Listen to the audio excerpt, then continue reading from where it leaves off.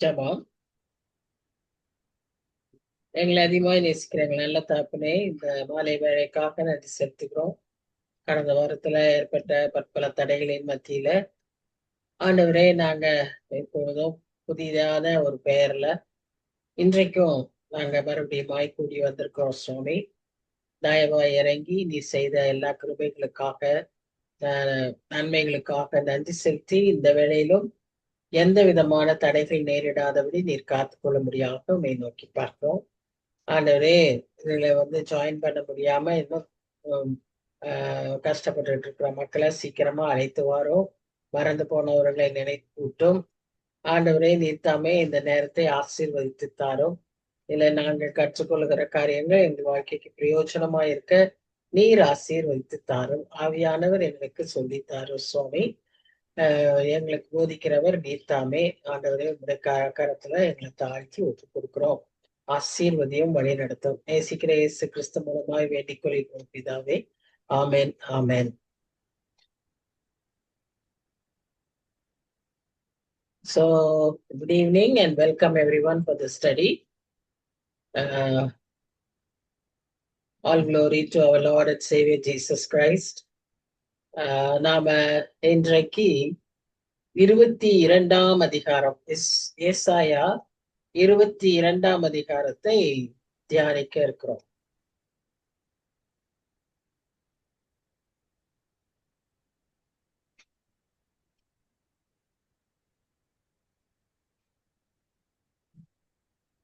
இதுவரை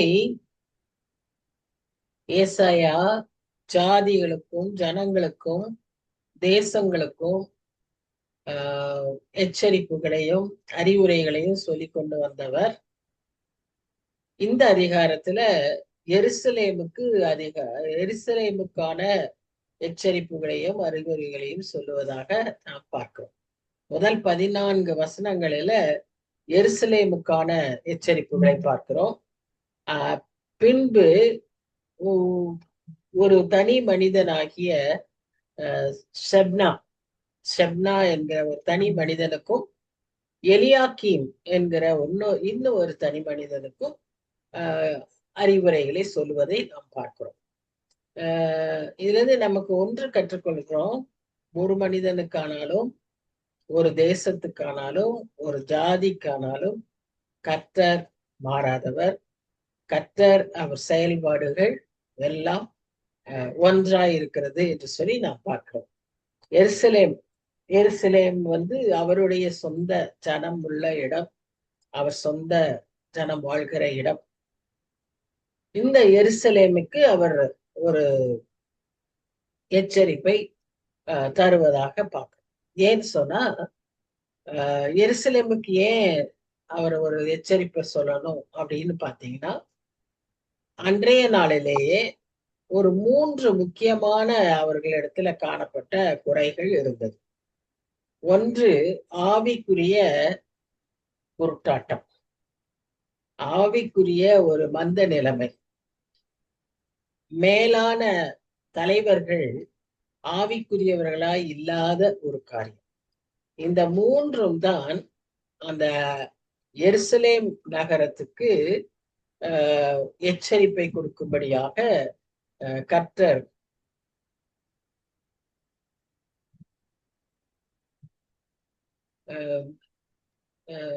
ஒரு தீர்க்கதரிசி மூலமாக, ஏசாயா மூலமாக சொல்லுவதை நாம் பார்க்கிறோம். அப்போ இதிலிருந்து நாம் கற்றுக்கொள்கிற காரியம், கர்த்தர் நம்மை கூர்ந்து கவனிக்கிறார். நம்முடைய எல்லா நிலைமைகளையும், அது அவருடைய சொந்த ஜனமா இருந்தாலும் அவர்களில் காணப்படுகிற இவ்விதமான குற்றங்களை அவர் கண்டும் காணாதவர் போல் இருப்பதில்லை. அவர்களுக்கும் இந்த காரியங்களை குறித்து எச்சரிப்புகளையும் நியாய தீர்ப்புகளையும் கொடுக்கிற நீதியுள்ள தேவனாய் இருக்கிறார் என்பதை நாம் பார்க்கிறோம். அதோடு கூட இந்த ஆளுகை செய்கிறவர்கள் அல்லது ஆட்சியாளர்களுக்காக முக்கியமா சொல்லப்படுகிறது காரணம் என்னன்னு சொன்னா, மிஸ்கவர்னன்ஸ். அது ஒரு முக்கியமான ரீசனா இருக்கிறது. அப்படின்னும் போது, அதாவது இன்றைக்கு கூட சபைக்கு பொறுப்பான ஆயர்கள், சபைகளின் தலைவர்கள், இன்னும் பிஷப்ஸ், அந்த மாதிரி பெரிய லெவல்ல இருக்கிறவங்க, ஹைரார்கிஸ் எல்லாரையுமே இது குறிக்கிறதா இருக்குது. கர்த்தருடைய ஜனங்கள் அவர்களுக்கு ஏன் அவர் வந்து இந்த இதை சொல்றாருன்னா, எந்த பிரச்சனைக்கும் அன்றும் சரி இன்றைக்கும் சரி ஆவிக்குரிய ஒரு நிலைமையில இல்லாதவர்கள் தலைவர்களாய் இருந்தாலும் அவர்கள் அந்த பிரச்சனையை தீர்வு செய்வதை உலக பிரகாரமாக அதை எடுத்துக்கொள்வதை நாம் பார்க்கிறோம். உலக பிரகாரமாக அந்த பிரச்சனையை தீர்க்க முயற்சிக்கிறார்கள். கர்த்தரை சார்ந்து கர்த்தரிடத்துல கேட்கக்கூடிய வழிமுறைகளை பின்பற்றாதபடி அவர்கள் உலக பிரகாரமான வேர்ல்ட்லி சொல்யூஷன்ஸ் எடுத்துக்கிறாங்க. காட்லி சொல்யூஷன்ஸ் அவங்க தே டோன்ட் சார்ட் ஆஃப்டர்.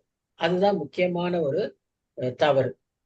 இந்த 3 முக்கியமான பிரச்சனைகளுக்காக தான் கர்த்தர் அவர்களை எச்சரிக்கிறார்.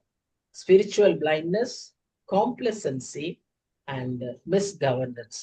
சரி, இந்த அதிகாரத்துல முதல் வசனத்துல பாத்தீங்கன்னா தரிசன பள்ளத்தாக்கு அப்படின்னு சொல்லப்படும். எருசலேம் வந்து ஒரு மலை மேல இருந்தாலும் எருசலேமை சுற்றி வேலிஸ் இருக்கு, 3 வேலிஸ் இருக்கு. அந்த வேலிஸ் சுற்றின அந்த இடத்துக்குள்ள ஒரு உயரமான இடத்துலதான் எருசலேம் நகரம் இருக்கிறது என்று பார்க்கிறோம். அந்த பள்ளத்தாக்குக்கு அவர் கொடுத்திருக்கிற இந்த அதிகாரத்துல கொடுத்திருக்கிற பெயர் தரிசன பள்ளத்தாக்கு. Why God reveals his plans to his people in this city which is in this valley. அதனாலதான் அந்த வேலிக்கு என்ன பேரு? தரிசன பள்ளத்தாக்கு. கர்த்தருடைய திட்டங்களை, கர்த்தருடைய சித்தத்தை வெளிப்படுத்துகிற ஒரு இடம். ஆனால் அங்கு வாழ்கிற அந்த மக்கள் அன்றும் சரி இன்றும் சரி அதை குறித்து உணர்வில்லாதவர்களாக அங்கு நடைபெறுகிற அங்கு கொடுக்கப்படுகிற எச்சரிப்புகளுக்கு கூட அவர்கள் அதை செவி கொடுக்காதபடி, அதற்கான ரைட் ரெஸ்பான்சஸ் கொடுக்காதபடி அவர்கள் இருப்பதை நாம் பார்க்கிறோம். அதுதான் இந்த அதிகாரத்துல பார்க்கிறோம். பாருங்க, முதல் 14 வசனத்துல இதை நாம் பார்த்தோம். அவர்கள் அங்க அந்த வசனம் சொல்லப்படுகிறத பார்த்தா, உன்னில் உள்ளவர்கள் எல்லாரும் வீடுகளின் மேல் ஏறுவதற்கு உனக்கு இப்பொழுது வந்தது என்ன? அப்போ அந்த ரியாக்ஷன் எப்படி இருந்ததாம்? அந்த God revealed his judgment to them. அதற்கு அவர்களுடைய ரெஸ்பான்ஸ் எப்படி இருந்துதான்? வீட்டு மேல ஏறி அடுத்த வீட்டுல என்ன நடக்க போகுது, அந்த தெருவுல என்ன நடக்க போகுது, அங்க எப்படி இந்த சப்போஸ் ஒரு ஒரு ஆற்று பகுதியில நாம வாழ்றோம்னு வச்சுக்கோங்க. அங்க வந்து அனௌன்ஸ்மெண்ட் கொடுக்குறாங்க, இன்னைக்கு ஆற்றுல வெள்ளம் வரப்போகுது, எல்லாரும் காலி பண்ணுங்க, ஆற்றுல வெள்ளம் வரப்போகுது அப்படின்னு சொன்னா இந்த ஜனங்கள் என்ன செய்யறாங்கன்னா, அந்த வெள்ளம் வரப்போகுதுன்னு சொன்னதையும் முக்கியப்படுத்தல, அதை நம்பல அல்லது முக்கியப்படுத்தல. ரெண்டாவது, அந்த மாதிரி வெள்ளம் வந்தா என்ன நடக்க போகுதுன்னு சொல்லி வேடிக்கை பார்க்கறதற்காக என்ன செஞ்சாங்களாம், வீடுகளின் மேல ஏறி உட்கார்ந்து இருக்கிறவர்களாய் காணப்பட்டார்களாம். அப்ப என்ன விதமான ஒரு மனப்பக்குவத்துல இருக்கிறாங்கன்றதுதான் ஏசாயா இங்க நமக்கு சொல்றாரு. It is almost very similar to what our people are doing today. இப்பவுமே இந்த வெள்ளம், லேண்ட்ஸ்லைடு இதெல்லாம் நடக்குது இல்ல, அதையெல்லாம் நமக்கு இந்த நியூஸ்ல எல்லாம் போட்டு காமிக்கும் போது ஒரு கூட்டத்தார் ஓடுறாங்க, பயந்து ஓடிட்டு இருக்காங்க, அப்படி என்ன செய்வோம்னு ஓடுறாங்க. ஒரு கூட்டத்தார் அங்கேயே நின்று அப்படியே செல்ஃபி எடுத்துக்கிட்டு இருக்காங்க, அப்படியே போட்டோஸ் எடுத்துக்கிட்டு இருக்காங்க, ஆபத்தை உணராதபடி. அவங்களுக்கு அடியில் இருக்கிற ரோடு அடுத்துதான் கரைந்து ஓட போகிறது, ஆனாலும் அந்த நிலைமையில நின்று வேடிக்கை பார்க்கிறவங்களா இருக்கிறத பார்க்கிறோம். இதே மனப்பக்குவம் தான் அன்றைக்கும் இருந்தது. சோ அப்படின்னா என்ன, அந்த ஆபத்தின் தாக்கம் உள்ள வரல, அவங்க அதை ஏற்றுக்கல, அவங்க அதை நம்பல. இதுதான் அங்க இருக்கிற ஒரு சூழ்நிலை. அடுத்த வசனத்துல பாத்தீங்கன்னா, சந்தடிகளால் நிறைந்த ஆரவாரம் பண்ணி களி கூர்ந்திருந்த நகரமே, உன்னிடத்தில் கொலையுண்டவர்கள் பட்டயத்தால் கொலையுண்டதில்லை, யுத்தத்தில் செத்ததும் இல்லை. அப்ப 2 விதமாவும் சாகாம எப்படி வரப்போகுது சாவுன்னு நமக்கு தெரியாது. அவர்களுக்கு அப்படி ஒரு சாவு வரப்போகிறது என்பதை அவர் சொல்கிறார். ஒருவேளை கொள்ளை நோயா இருக்கலாம், இல்ல ஒருவேளை இப்படிப்பட்ட இயற்கை சீற்றங்கள் வெள்ளம் இந்த மாதிரி இதுல வாரிக்கொண்டு போகலாம். ஆனாலும் அதை குறித்த ஒரு கவலை இல்லாம அவங்க இருக்கிறத பார்க்கிறோம். உன் அதிபதிகள் எல்லாரும் ஏகமாய் ஓடி அலைந்தும் வில்வீரரால் கட்டப்படுகிறார்கள். உன்னில் அகப்பட்ட யாவரும் தூரத்துக்கு ஓடியும் ஏகமாய் கட்டப்படுகிறார்கள். உனக்கு இருக்கிற அதிபதிகள், உனக்கு இருக்கிற பெரிய தலைவர்கள் எல்லாரும் எப்படி இருக்காங்க? வரப்போகிற வரப்போகிற யுத்தத்துக்கு வர தலைவன், இந்த இந்த எருசலேமை அழிக்க வருகிற தலைவன் அவர்களை எல்லாம் கட்டி வைக்க போகிறார். அவர்கள் யாரும் ஓட முடியாது, அவர்கள் யாரும் தப்பிக்க முடியாது. அதைத்தான் நாம் இங்க பார்க்கிறோம். ஆகையால் என்னை நோக்கி பாராதீங்க, இந்த நேரத்துல என்ன நோக்கி பாராதீங்க. என் ஜனமாகிய குமாரத்தி பாழாய் போனது நிமித்தம் மனம் கசந்து அழுவேன், எனக்கு ஆறுதல் சொல்ல வராதீர்கள் என்று சொல்லுவதாக நாம் பார்க்கிறோம். சோ அந்த இந்த வசனத்தின் எசன்ஸ் என்ன அப்படின்னு பார்த்தா, சுற்றி நடக்கிற காரியங்களை ஃபர்ஸ்ட் உணர்ந்து கொள்ளுகிற ஒரு அவேர்னஸ். இரண்டாவதாக விழிப்புள்ளவர்களாய் நாம் செயல்பட வேண்டும். சுற்றி இருக்கிற காரியங்களை உணர்ந்து கொள்ளணும்னு சொன்னா நமக்குள்ள என்ன இருக்கணும்னா ஒரு விழிப்பு இருக்கணும். அதற்கு பெயர் அவேக்கனிங், அவேர்னஸ், அவேக்கனிங். மூன்றாவதாக உடனே செயல்படுகிற ஒரு அலர்ட்னஸ், ரைட் ரெஸ்பான்சஸ் கொடுக்கக்கூடிய ஒரு alertness. So alertness, awakening and awareness, இது மூன்றும் நமக்கு எப்பொழுதும் அவசியம். விசேஷமா இந்த காலகட்டத்துல ஆல்மோஸ்ட் இந்த 11th hour, we are now in the 11th hour தான் எல்லாரும் சொல்றாங்க. அப்போ அந்த கடைசிக்கான நேரங்கள்ல நமக்கும் இருக்க வேண்டியது இந்த உணர்வு. இவர்களை போல வேடிக்கை பார்க்கிறவர்களாகவோ, களி கூறுகிறவர்களாகவோ, கொண்டாடுகிறவர்களாகவோ நாம் காணப்படக்கூடாது. விழிப்புள்ளவர்களாக பாரப்பட்டு இதற்காக ஆயத்தப்பட்டு ஜெபித்து மற்றவர்களையும் ஆயத்தப்படுத்தி அந்த ரைட் ரெஸ்பான்ஸ் நம்ம கிட்ட இருக்கணும். வீட்டு மேல ஏறி வேடிக்கை பார்க்கிற டைப்பா நாம இருக்கக்கூடாது. இதுதான் நமக்கு கிடைக்கிற மெசேஜ். சரி, சேனைகளின் கர்த்தராகிய ஆண்டவராலே இது தரிசன பள்ளத்தாக்கிலே அமளியும் மிதியுங்குதலும் கலக்கமும் உள்ள நாளாய் இருக்கிறது. இது அலங்கத்தை தகர்த்து பர்வதத்துக்கு நேரே அர்ப்பணிக்கும் நாளாய் இருக்கிறது. என்ன நடக்க போகுதுன்னு சொன்னா பயங்கரமான ஒரு யுத்தமும் ஒரு ஒரு டிஸ்ட்ரக்ஷனும் நடக்க போகுது. ஏலாமியன் அம்பரா துணியை எடுத்து ரதங்களோடும் காலாட்களோடும் குதிரை வீரரோடும் வருகிறான். கீர் கேடகத்தை வெளிப்படுத்தும். கீருங்கிறது ஒரு செட்டி. ஏலாமியன் சொல்லும் போது ஏலாம்ங்கிறது இன்றைய ஈரான். ஈரான் அதாவது அன்றைய இன்னொரு வார்த்தை பெர்சியா. ஏலாம், பெர்சியா, ஈரான் எல்லாம் ஒரே இடத்தை காண்பிக்கிறது. இது இஸ்ரேலுக்கு வடபகுதியில இருக்கிறது. அங்கிருந்து அவர்களை தாக்குறதுக்கு ரதங்களோடும் காலாட்களோடும் குதிரைகளோடும் வருகிறார்கள். அப்புறம் கீர் என்கிற சிட்டியில இருக்கிறவங்களும் கேடகத்தை எடுத்து அவர்களும் வராங்க. ஒருவேளை இதுவரைக்கும் இவர்களுக்கு எதிராக இல்லாத மக்களா இருந்தாலும் இப்பொழுது அவர்கள் அதை யுத்தத்துக்கு ஆயத்தமாக வருகிறார்கள் என்று சொல்லி பார்ப்போம். அப்ப இந்த பள்ளத்தாக்குகள் எல்லாம் எதனால நிரப்பப்படும்? ரதங்களால் நிரப்பப்படும். குதிரை வீரர் வாசல்கள் மட்டும் அணிவகுத்து நிற்பார்கள். இப்படி ஒரு பயங்கர எச்சரிப்பை கொடுக்கறப்பதான் அந்த எருசலேம்ல இருக்கிற ஜனங்கள் அவ்வளவு கேர்லெஸ்ஸா they were so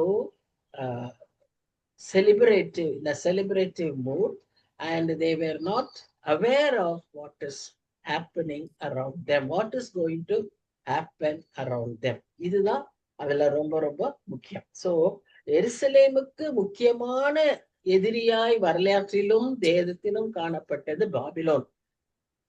பாபிலோன் தான் முதல்ல அட்டாக் பண்றாங்க. அந்த பாபிலோன் 3 முறை நேபுகாத்நேச்சார்ங்கிற ராஜா அட்டாக் பண்றாருன்னு வேதத்திலையும் வாசிக்கிறோம், வரலாற்றிலையும் வாசிக்கிறோம். இவரோடு கூட சேர்ந்து அந்த ஏலாமியரும் வராங்க. அந்த கீர் என்கிற நகரமும் சேர்ந்து கொள்ளுகிறது. இப்படி அவங்களுக்கு தொடர்ந்து பிரச்சனைகள் வந்து கொண்டிருக்கிறதை நாம் பார்க்கிறோம். இந்த சூழ்நிலையில தான் 8ஆம் வசனத்துல நாம் என்ன பார்க்கிறோம்னா, அவன் யூதாவின் மறைவை நீக்கி போடுவான். All your hiding places.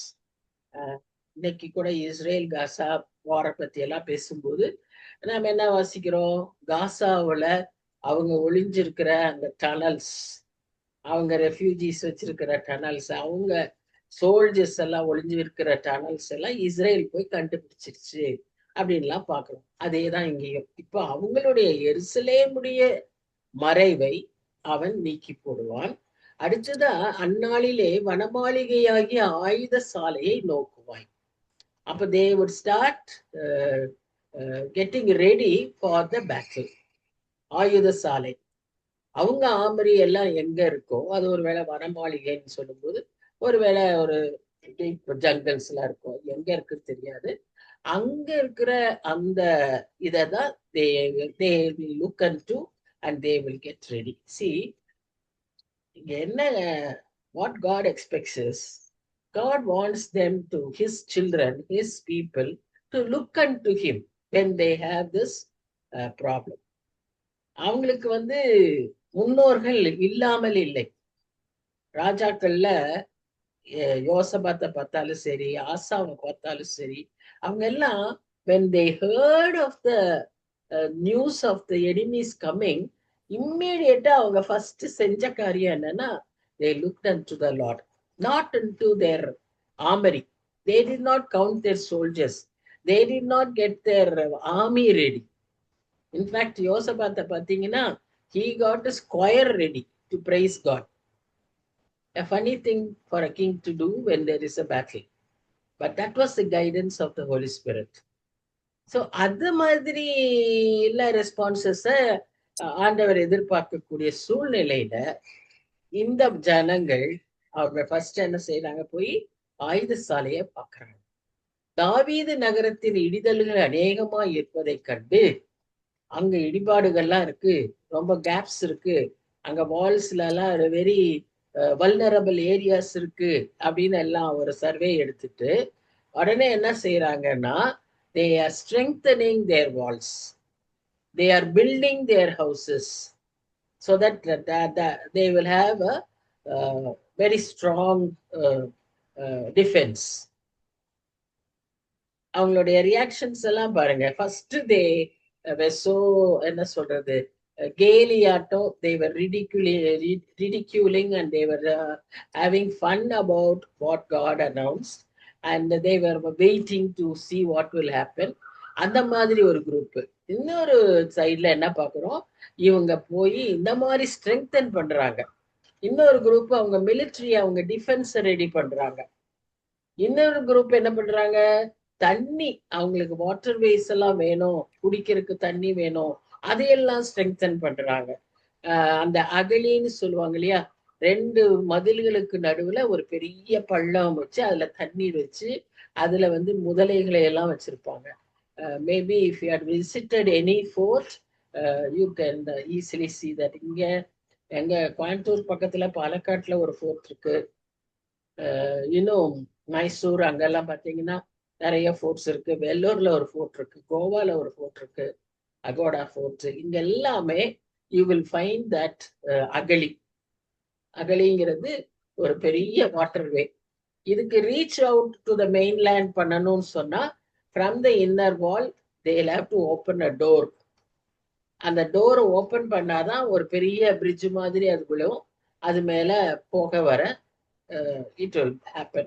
So all that they are getting ready for preparing to meet the battle, to face the battle. அந்த 11ஆம் வசனத்துல பாருங்க என்ன சொல்றாருன்னு, கடைசி பகுதியை பாருங்க.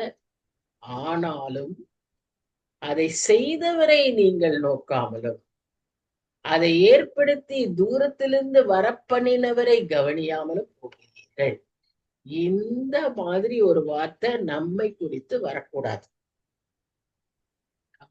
என்ன நேரிட்டாலும் நாம என்ன செய்யணும், ஆண்டவரை நோக்கி பார்க்கணும். Whether it is happy ending, whether it is good happening, or whether it is a bad thing that is happening, or like this, a battle, a flood, a sudden disease, இப்பெல்லாம் யாருக்கு எங்க என்ன வரும்னு சொல்ல முடியலையே.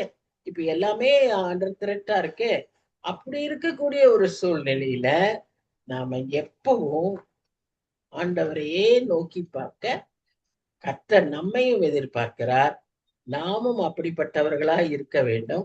ஏன்னா வசனம் சொல்லுது, நீங்க அப்படி செய்யல அப்படின்னு எருசலேம் ஜனங்களுக்கு சொல்லி, அதனாலதான் உங்களுக்கு என்ன வந்தது, இந்த ஒரு ஆபத்தை கர்த்தர் அலவ் பண்றார். எசேக்கியேல் தீர்க்கதரிசி நாம வாசிக்கும் போது, அந்த புத்தகத்துல வாசிக்கிறப்போ நாம பார்ப்போம், அந்த பாபிலோன் ராஜாவை கர்த்தர் தான் அனுமதிச்சிருப்பார். Nebuchadnezzar was a tool in God's hands to give a lesson to these Jews, Jerusalem people. அதுதான் நாம வாசிக்கிறோம். அப்போ ஏன் அதை அப்படி செய்தாருன்னு பாத்தீங்கன்னா, God allowed that Gentile man to come and destroy his own people because these people were so insensitive. They started to devise their own plans.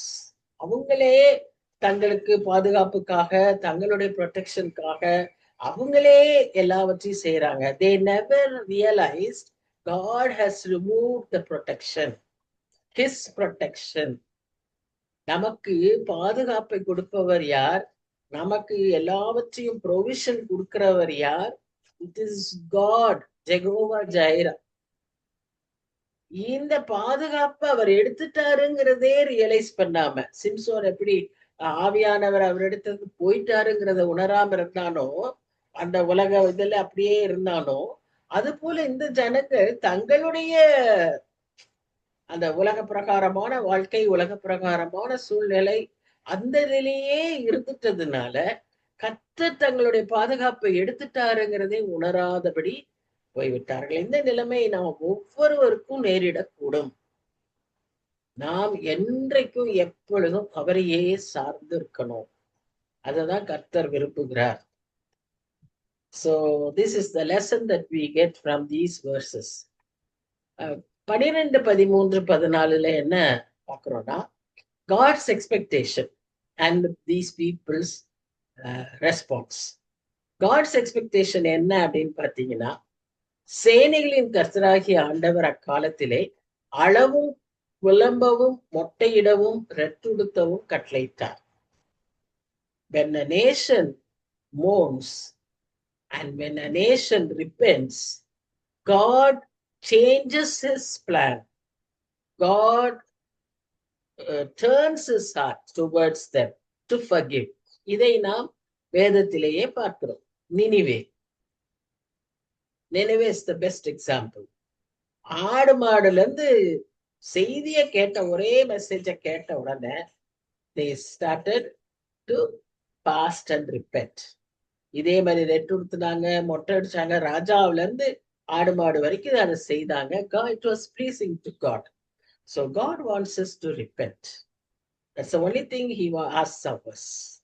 Realize that you have sinned against me. Repent for that, and I am ready to forgive you. And God is so merciful that He will never remember that again. இதுதான் அவருடைய செய்தி.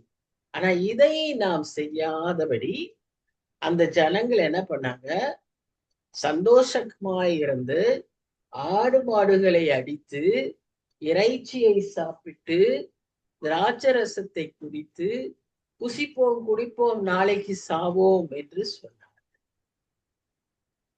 See how insensitive they were.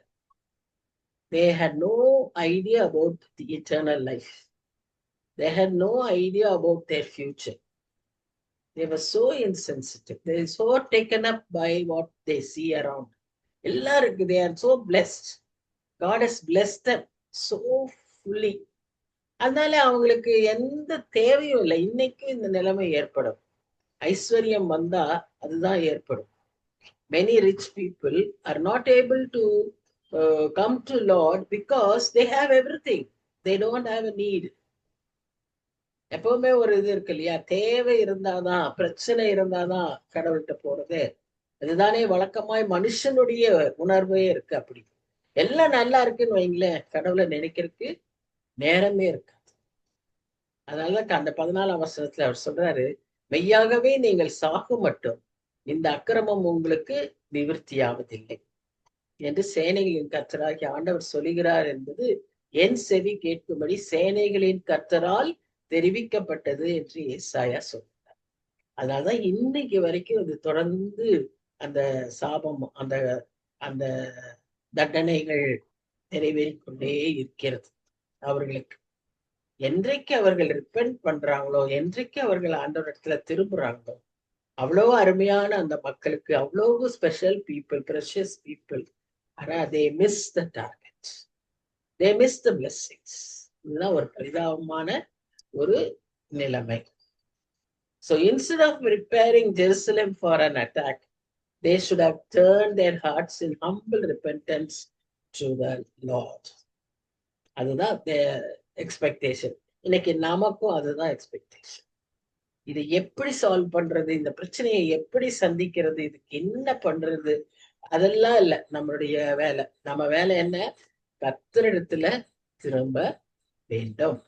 சரி, அதை நாம் செய்யாத போது we are committing a great sin. Not only being insensitive and all that, we are committing a great sin of rejecting God's plan.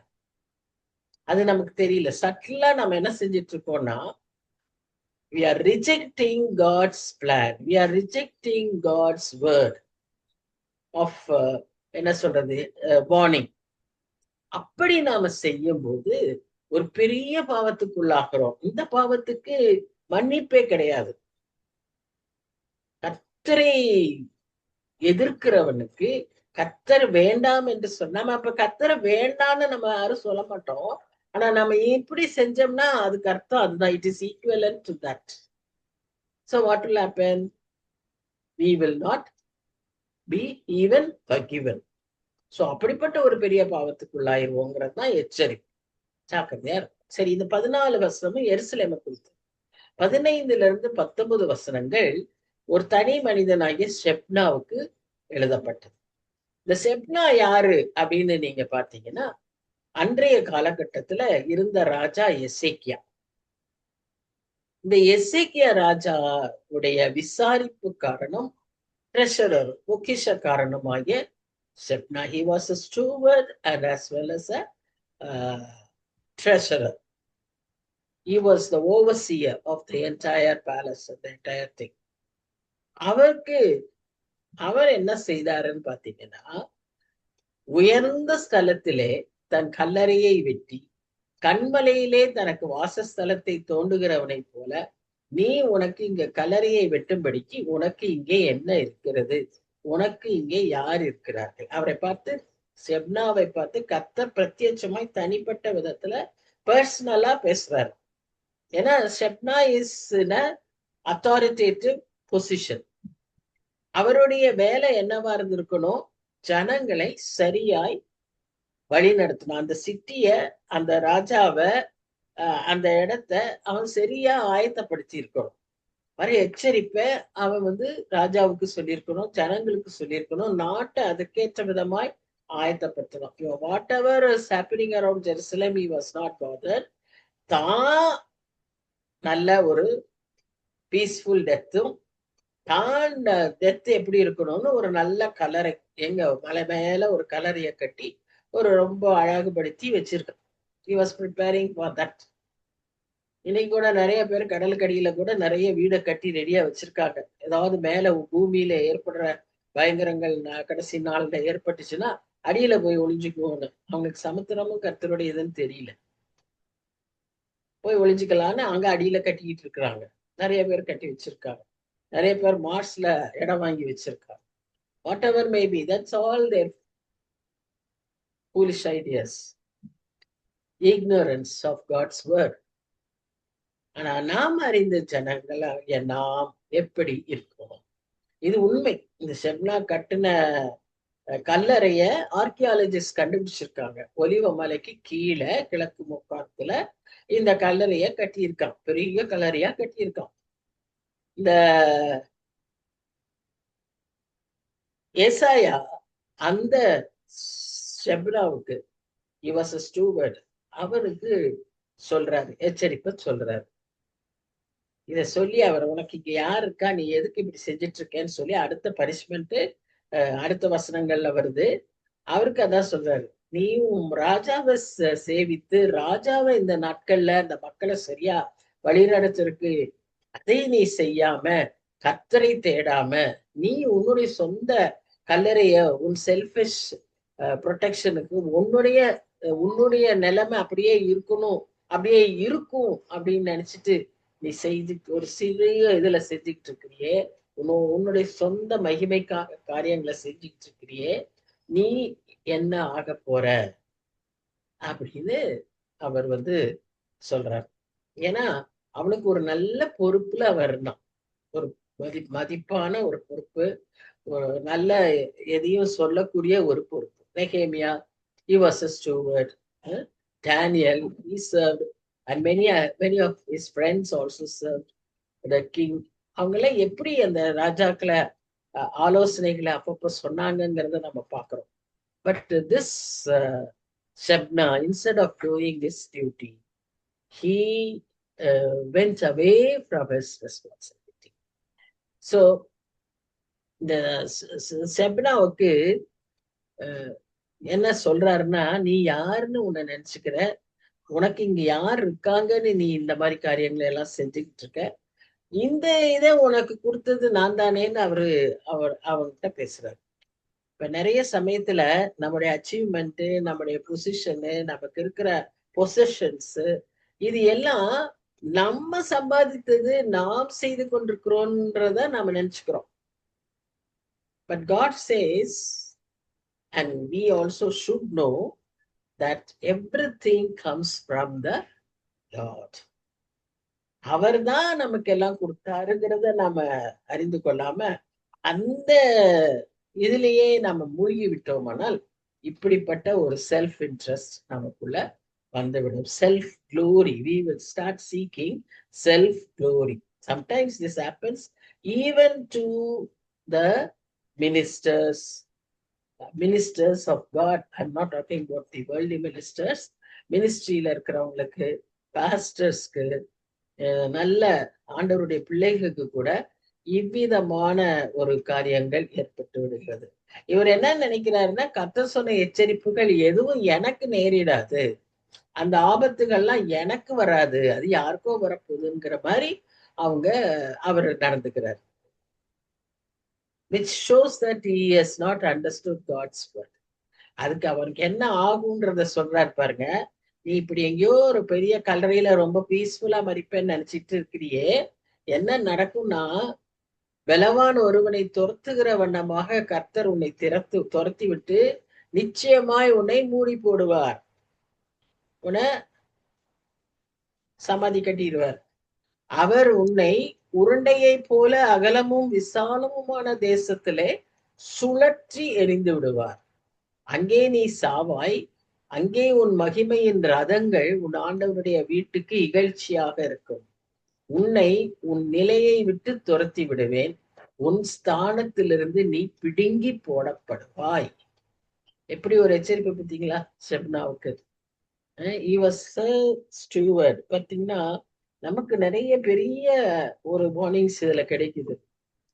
when we have some responsibility, when we are given some responsibilities, it is not the humans, it is not the king, it is not the higher authorities who are giving you this responsibility.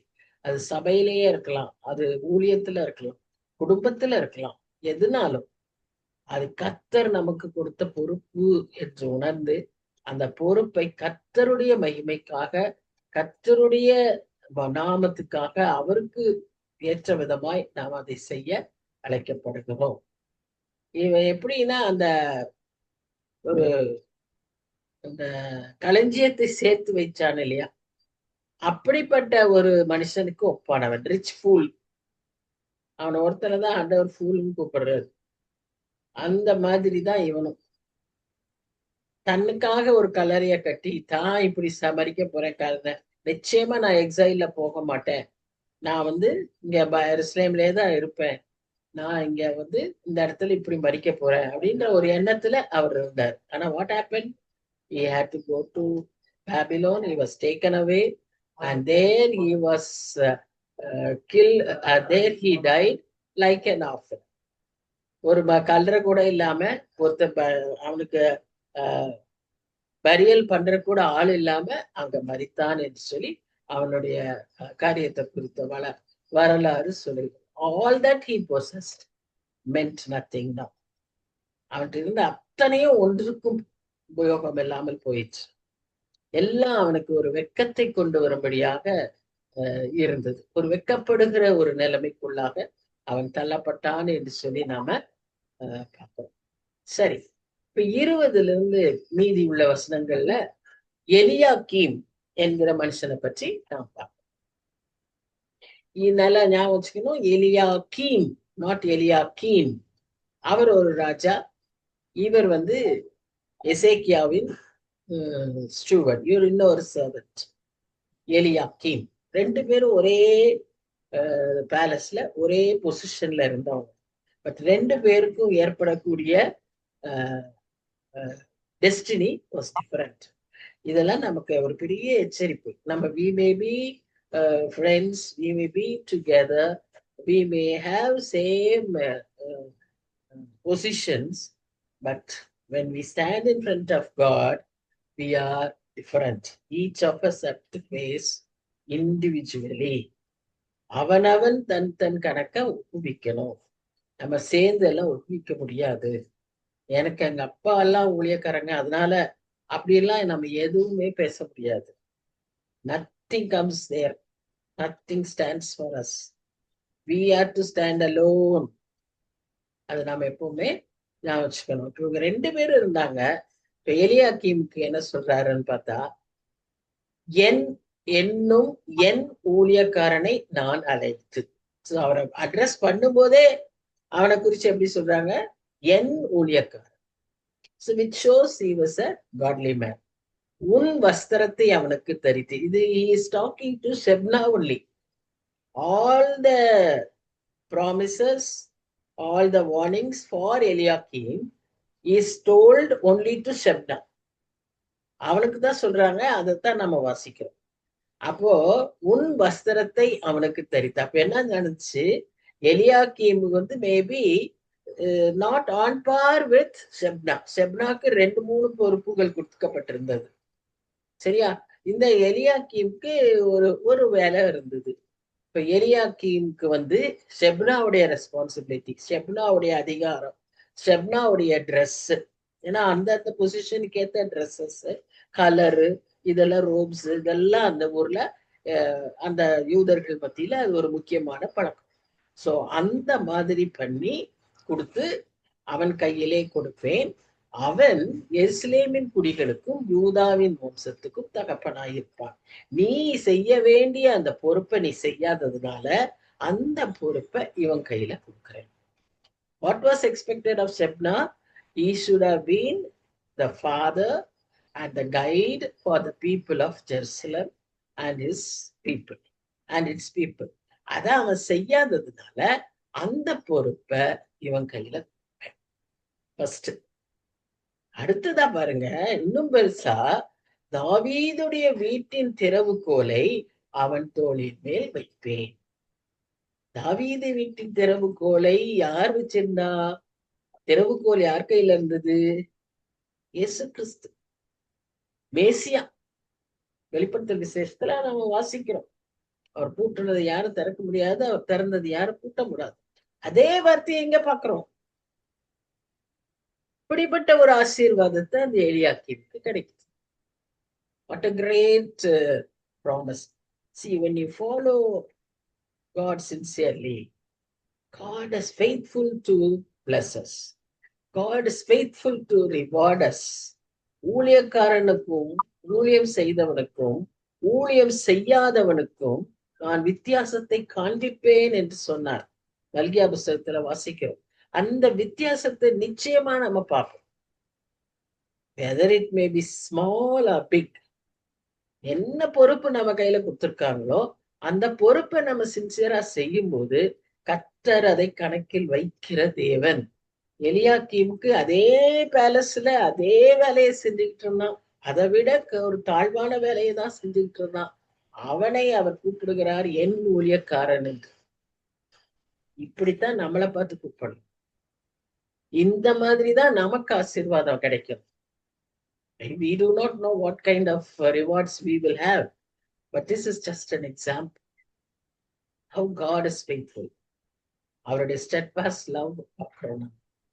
சரி, அப்போ இவரை பற்றி நம்ம எங்கெல்லாம் வாசிக்கிறோம்னா 2 ராஜாக்கள் 18ஆம் அதிகாரம் 18ஆம் வசனத்திலையும், ஏசாயா 36ஆம் அதிகாரம் 3ஆம் வசனத்திலையும் இவரை பற்றி வாசிக்கிறோம். அங்க வந்து நம்ம எசேக்கியாவை பற்றி வாசிக்கிறோம். அதுல இந்த மனுஷனுடைய பெயர் எழுதப்பட்டிருக்கிறது. சோ நம்ம எலியாக்கீனுக்கும் வித்தியாசத்தை நம்ம எப்பவுமே ஞாபகத்துல வச்சுக்கணும். எலியாக்கீன் வந்து யோசியாவுடைய மகன். ஆனா எலியாக்கீம் வந்து எசேக்கியாவுடைய பேலஸ்ல இருந்த ஒரு ஸ்டூவர்ட். ஆனா அவனுக்கு கிடைச்ச மேன்மை அவ்வளோ பெரிதாய் இருந்தது. இன்னொரு பிரின்சிபலும் பார்க்கிறோம் நம்ம சுவிசேஷத்துல வாசிக்கிறது. உள்ளவன் எவனுக்கோ அவனுக்கு அதிகம் கொடுக்கப்படும், இல்லாதவன் இடத்துல இருந்து எடுத்து உள்ளவனுக்கு கொடுக்கப்படும். 5 தாலந்து 2 தாலந்து இதுல எல்லாம் நம்ம இந்த கதைகள்ல எல்லாம் நம்ம அந்த பேரபிள்ஸ்ல எல்லாம் நம்ம பார்க்கிறோம். எப்படி உள்ளவனுக்கு திரும்ப அதிகமாய் கொடுக்கப்பட்டது. So all these are lessons we get through these verses. So God will take the office from the unfaithful Shebna and give it to Eliakim instead. So எப்படினாலும் கர்த்தருடைய சித்தமும் திட்டமும் நிறைவேறும். கர்த்த செய்ய நினைத்தது தடைபடாது. அவர் யாரை கொண்டாகிலும் அதை செய்வார். நாம் அதை செய்ய தகுதியுள்ளவர்களாய் காணப்பட வேண்டும். இதுதான் முக்கியம். நாம ஃபெய்த்ஃபுல்லா இருக்கிறோமா, அன்ஃபெய்த்ஃபுல்லா இருக்கிறோமா, நாம எப்படி என்ன செய்யறோம், இது எல்லாம் இங்க இது இல்லை. கர்த்தர் அவர் திட்டத்தை நிச்சயம் நிறைவேற்றுவார். உனக்கு கொடுத்த பொறுப்பை நீ செய்யலையா, அவங்ககிட்ட இருந்து எடுத்து இன்னொருத்தர் கொடுத்து. அதுதான் அங்க இருக்கு. எவ்வளவு ஒரு பரிதாபமான நிலைமையா மாறிவிடும் என்பதை உணர்ந்து ஜாக்கிரதையாய் நாம் இருக்கிறோம். இதை விட இன்னொன்னு என்னன்னு சொன்னா, அந்த அத்தாரிட்டிக்கு ஒரு அடையாளமாக அந்த கீஸ் ஆஃப் த பேலஸ் கொடுக்கப்படுது. தாவீதின் வீட்டின் திறவுகோல் அவனுக்கு கிடைக்கும். இன்னும் கொஞ்சம் ஒரு ஆடட் ரெஸ்பான்ஸ். அது ஒரு விதமா இருந்தாலும் ஆவிக்குரிய விதத்துல மேசியாவுக்கு ஒப்பிட்டவராய் மேசியாவுடைய காரியங்களை சொல்லுவது போல இவருக்கும் அவ்விதமாய் சொல்லப்பட்டிருக்கிறதை பார்க்கலாம். Jesus holds the key of AIDS and of death. அவர் எல்லாவற்றையும் எல்லா அதிகாரமும் படைத்தவர். அவரோட கம்பேர் பண்ண முடியாது. ஆனா அந்த விதமான ஒரு பொறுப்பை, ஒரு உயர்வை இந்த ஏலியாக்கீமுக்கு கொடுத்தார் என்று சொல்லி நாம பார்க்கிறோம். பட் கடைசி வசனங்கள்ல நம்ம என்ன பார்க்கிறோம்னு சொல்லி பார்த்தீங்கன்னா, இந்த ஏலியாக்கீமும் நிலையானவர் அல்ல என்பதை நாம், only God is permanent and only God will always remain. அதனால we have to trust only in the Lord. சங்கீதம் 27 சொல்லுகிறபடி, சிலர் குதிரைகளை நம்புவார்கள், சிலர் ரதங்களை நம்புவாங்க, ஆனா நாங்களோ கர்த்தருடைய நாமத்தையே நம்பி இருப்போம். நாமும் அப்படிதான். We should depend and trust only on God. இது வந்து again and again I'm reminding you, when we have difficulty, it may be easy for us to depend on God. It may be easy for us to trust God. But when we have everything, when everything goes smoothly, when everything is blessed fully, are we trusting in the Lord? And the second thing, we have to trust in the Lord for every single simple things, not only big huge decisions.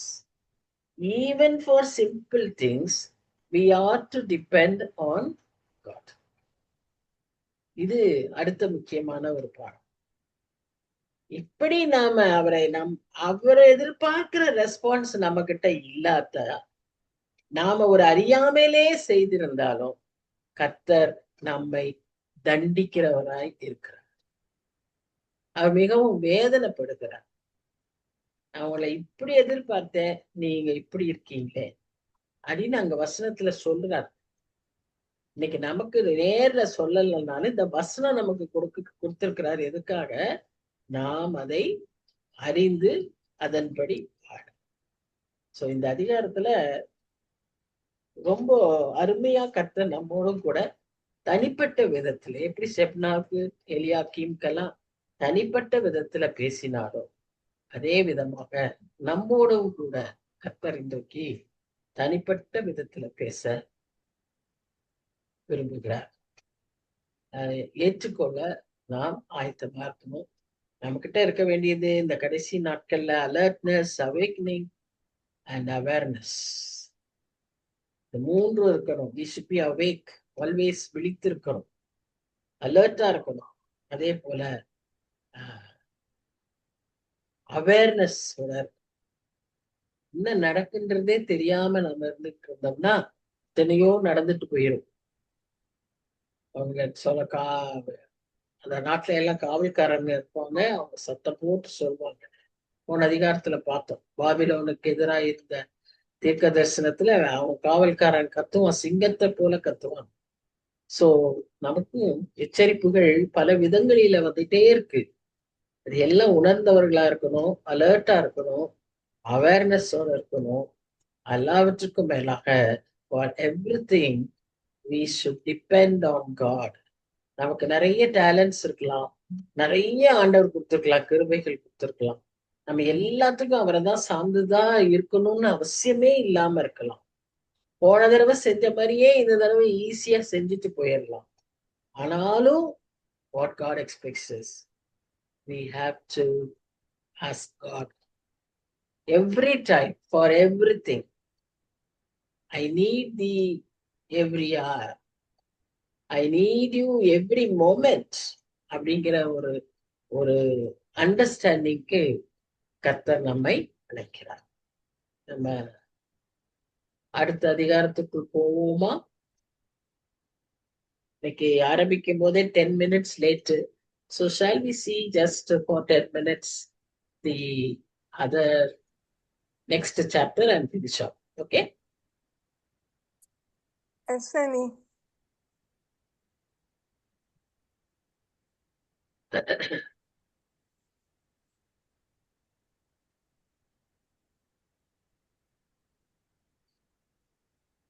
Hello? Yes? Yes, can you hear me? கேக்குதா நீ? கேக்குது. அடுத்த chapter எடுங்க அனி. அதான் ஆரம்பிக்கிறேன். ஆ. அந்த PPT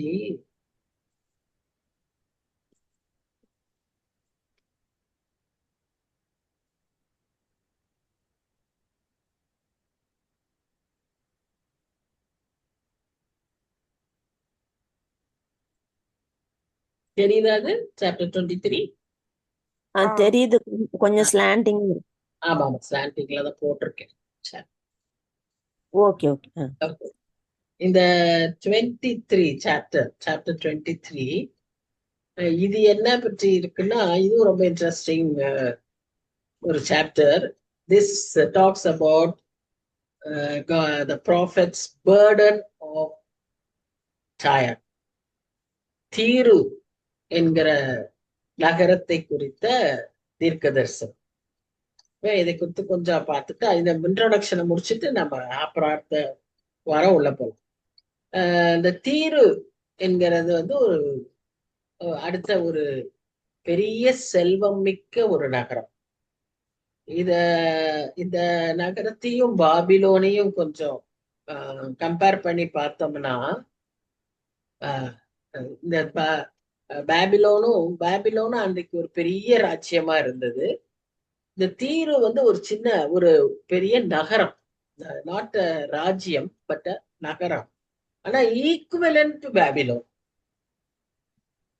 அப்போ எது ரொம்ப பெருசு? தீரு தானே. அது ஒரு பெரிய வாஸ்ட் ஏரியா. அதுக்கு வந்து லேண்ட் பவர், நகரம், எல்லா நாடுகளும் அதற்கு இருந்தது. இந்த தீருவுக்கு வந்து த்ரூ சீ பவர், கடல்.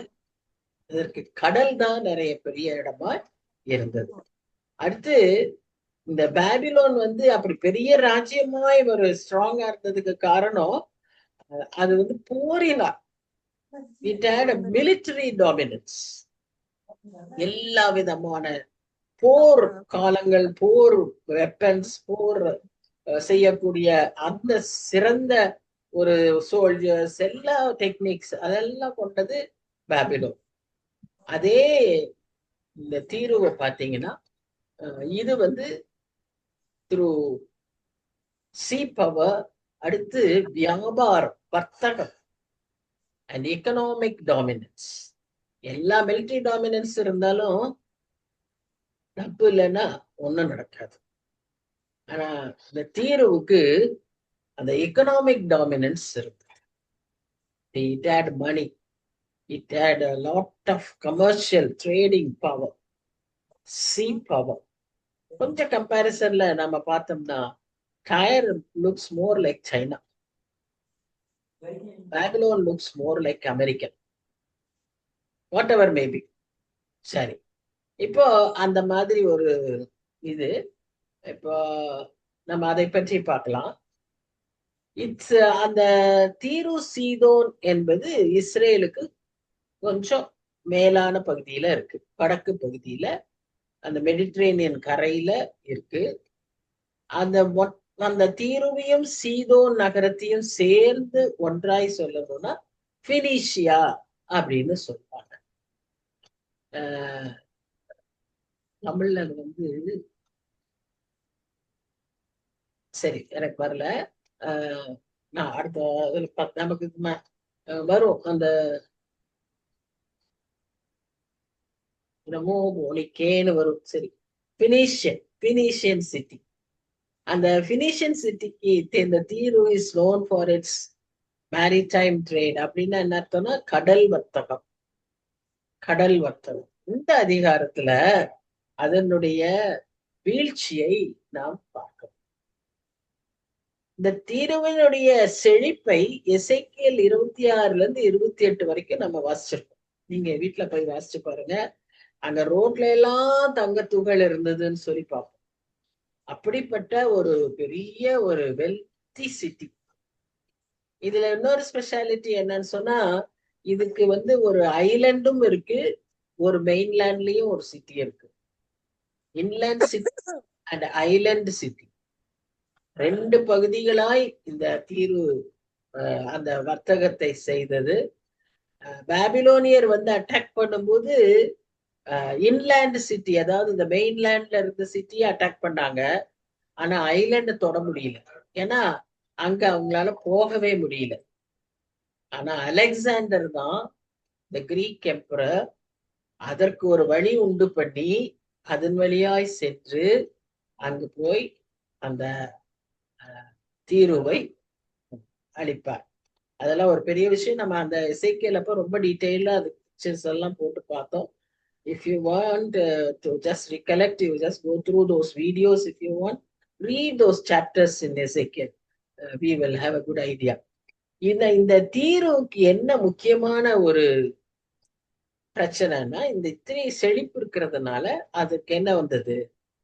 ஒரு எக்ஸசிவ் பிரைட். அதுதான் எப்படி ஆண்டவர் தகர்க்கிறார், எப்படி அதை வீழ்த்துகிறார் என்பதை நாம் இந்த அதிகாரத்துல, போன அதிகாரத்துல நீ எங்க திரும்புவ, யாரை நம்பி இருப்பேன்னு பார்த்தோம். இங்கேயும் அதேதான். இங்க உனக்கு இவ்வளவு செழிப்பு இருக்கு, இதெல்லாம் உனக்கு நேச்சுரலாவே உனக்கு ஒரு டிஃபென்சஸ் எல்லாமே இருக்கு. நீ என்ன எப்படி உன்னை காப்பாற்றிக் கொள்வாய் இதுதான். ஸோ அந்த ரெட்ல இருக்கிற அந்த 2 நகரங்கள் தான் தீரு, சீதோன். அதற்கு ஜஸ்ட் கீழே இருக்கிறது ஃபுல்லாவும் இஸ்ரேல். கலீலி, நாசரத் இந்த பகுதிகள் எல்லாமே இஸ்ரேலை சார்ந்தது. ஸோ அந்த வடக்கு புறமாக இருக்கக்கூடிய அந்த பகுதிகள் தான் தீரு. அந்த 2ம் சேர்ந்து பினிஷியன் சிட்டிஸ் என்று அழைக்கப்படுகிறது. இது ஒரு கிரேட் போர்ட் சிட்டி, மெடிட்ரேனியன் கடலுக்கு உள்ள ஒரு துறைமுகம். ஏன்னா இங்க ஒரு இதுல வசனத்துல வாசிப்போம், கடல் வாழ் துறை குடிகளே அப்படின்னு. அப்படின்னா என்னன்னா, அந்த கோஸ்டல் ஏரியாஸ்ல வாழ்கிற அந்த போர்ட்ரி சிட்டிஸ்ல இருக்கிறவங்களே அப்படின்னு சொல்லப்படுகிறது. அந்த கோஸ்ட் ஏரியா வந்து 19 கிலோமீட்டர்ஸ், 12 மைல்ஸ். ஏசாயா காலத்துல they were only dependent on this maritime trade.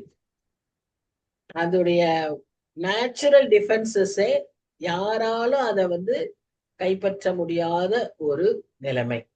அதான் நான் சொன்னேன், ஒன்று வந்து டீப் வாட்டர் ஹார்பர்ஸ், இன்னொன்று மெயின்லேண்ட்ல பக்கத்துல இருக்கிற 2 விதமான ட்வின் ஐலண்ட்ஸ். அதற்கு ஒரு இருந்தது, ஒரு இன்லேண்ட் சிட்டி அண்ட் ஒன்னு island. Both were there for this Tyre. சரி, இந்த வசனத்துக்குள்ளாக அடுத்த வாரம் போலாம். ஏன்னா அது கொஞ்சம் டீட்டெயிலா போகணும். இந்த இன்ட்ரோடக்ஷனோட this chapter deals with the downfall of this particular Phoenician city called Tyre, and their weakness was excessive pride due to their wealth. They were very wealthy. They had everything, and all through the sea trade. That was the situation.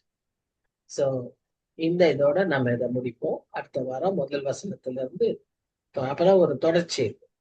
அடுத்த வாரம் பார்ப்போம். ஜெபிக்கிறேன்.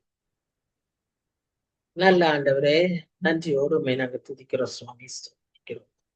நீர் நல்லவர், நீர் பெரியவர், நீர் வாக்கு மாறாதவர்.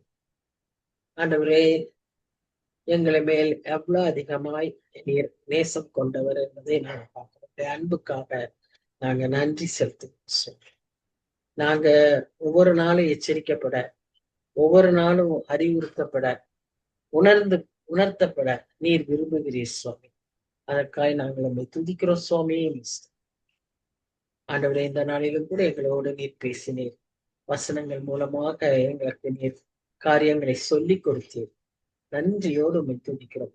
நாங்களும் எச்சரிப்போடு விழிப்போடு ஆண்டவரை செய்ய வேண்டியதை சரியாய் செய்ய அந்த உணர்வோடு உமக்கு நாங்க ரைட் ரெஸ்பான்சஸ் கொடுக்க எங்களுக்கு நீர் கிருபை தாரும், தாழ்த்தி தரோம் சுவாமி. வந்திருக்கிற ஒவ்வொருவரையும் ஆசீர்வதியும். இந்த புதிய பெயருக்கும் கூட எங்களை நீர் பழக்கி வைத்த கிருபைக்காக நன்றி. நாங்க இந்த புதிய பெயர்ல நாங்க தொடர்ந்து உம்முடைய பாடங்களை படிக்கிறதுக்கு நீர் சித்தம் கொண்டதற்காக நன்றி செய்து ஆசீர்வதியும்.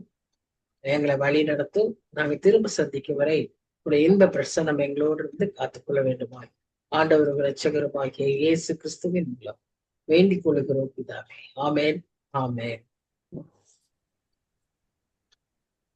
So thank you everyone. God bless you all. Thanks for joining. Thank you, ma'am. Thank you, ma'am. Thank you, Annie. Thank you. God bless you. Meet you all at the next week. Thank you, ma'am.